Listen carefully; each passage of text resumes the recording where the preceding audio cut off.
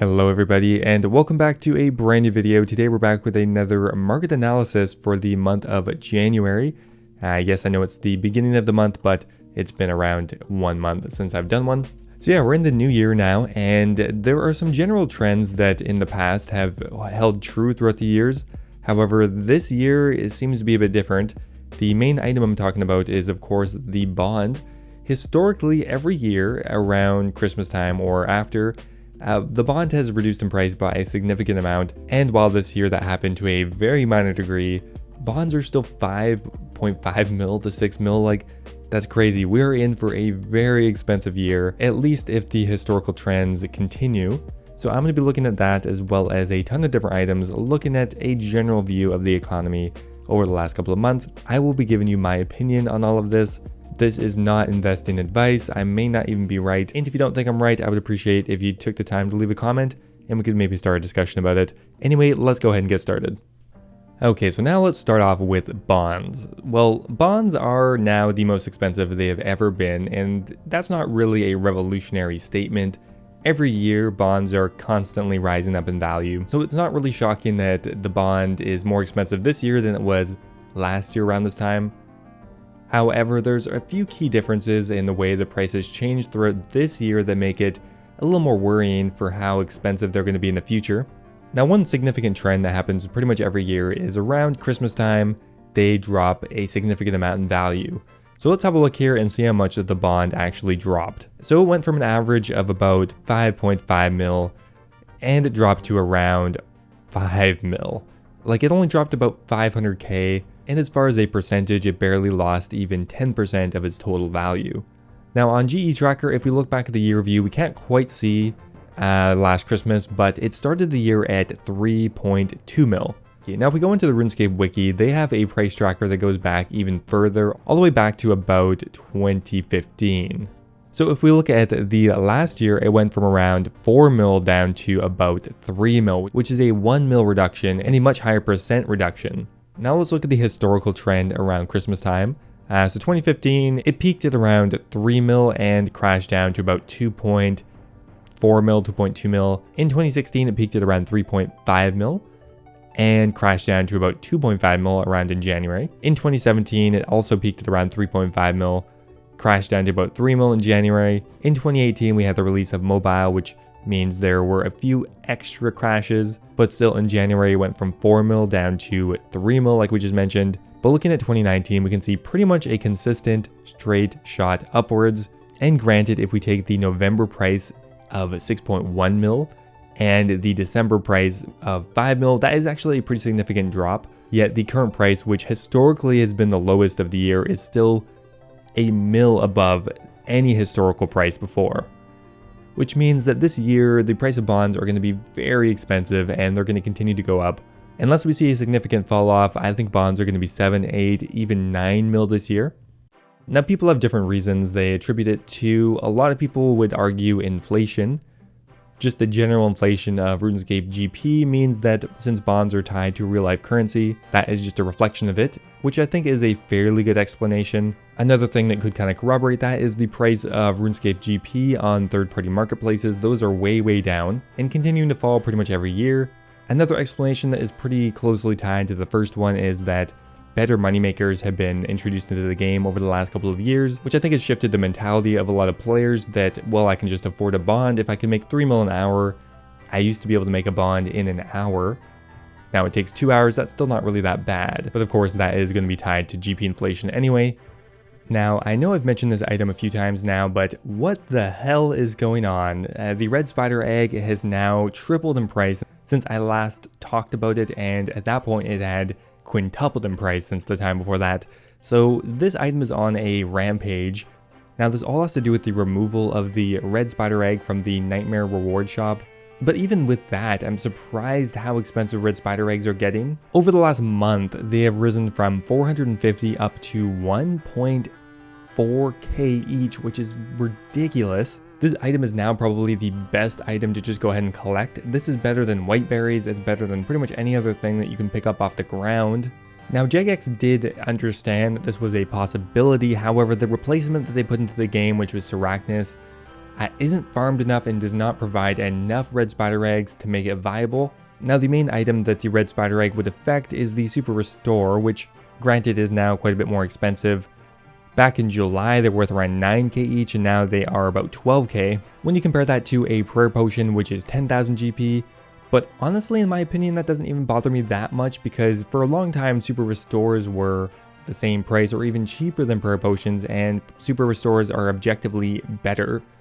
So it kind of makes sense for them to be more expensive, and in conjunction with there being now a decent low-level money-making method for both free-to-play and pay-to-play, I don't have an issue with this, but let me know what you guys think.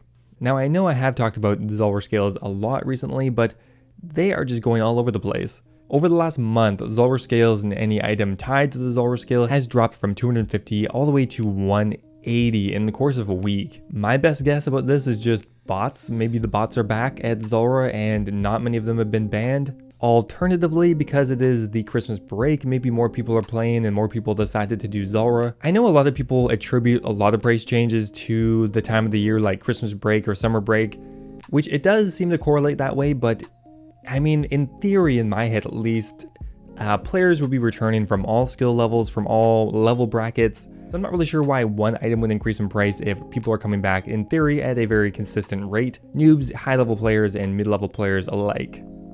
Okay, next up here I wanted to have a look at some very common items, and I was just saying how it didn't really make a lot of sense that when player counts increased that certain items would be affected and not others. With that said, looking at a few items right now, that does seem to be the case.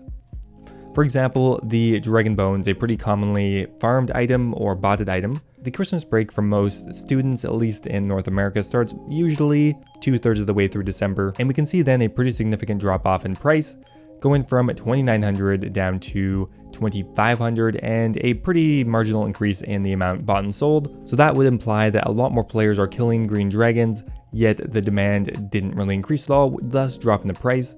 And there's a pretty similar trend over a few different items. Red Chinchompas are showing a pretty similar trend. Cannonballs, once again, a pretty similar trend, dropping from 200 down to 150 during the Christmas break, and now shooting back upwards.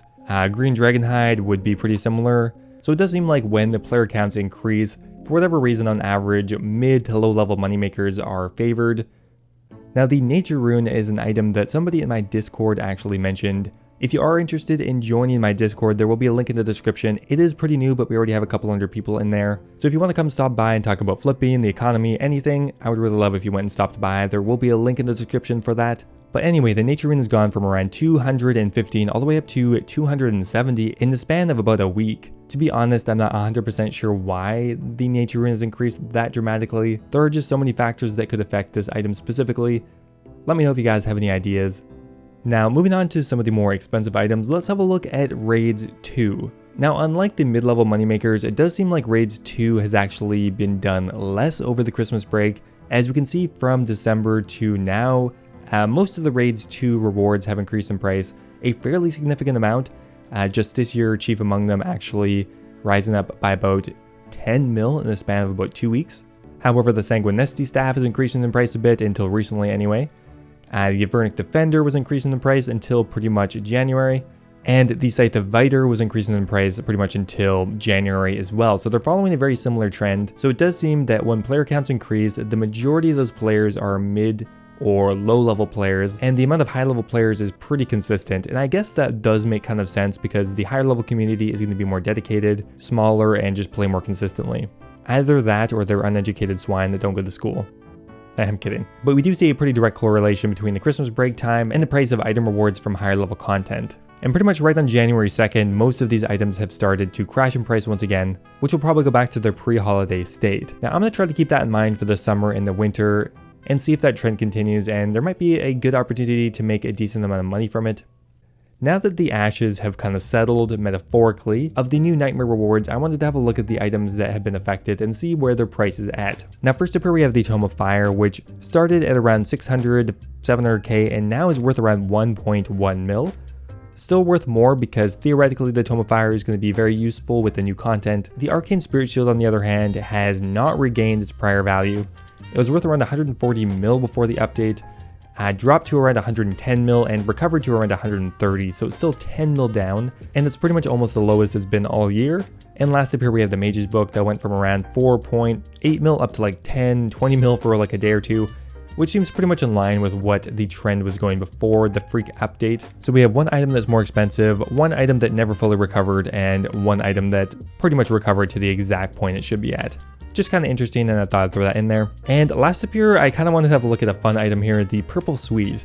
Well, as most people know, Rendy and Exact have been going for low-level fire capes, and all of their runs require Purple Suites. And I kind of wanted to look at if we can actually see a price increase just based on the demand of 2 people.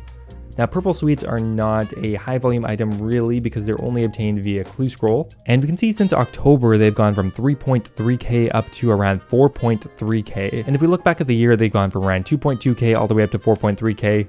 Was this affected solely by Rendy and Exact? Probably not, but I think they had a pretty significant effect on the last couple of months because they needed thousands and thousands of Purple Suites, and there just really aren't that many of them. Anyway guys, that is going to be it for this month's market analysis. I really hope you did enjoy. If you did, I would appreciate it if you left the video a like, and I will see you next time.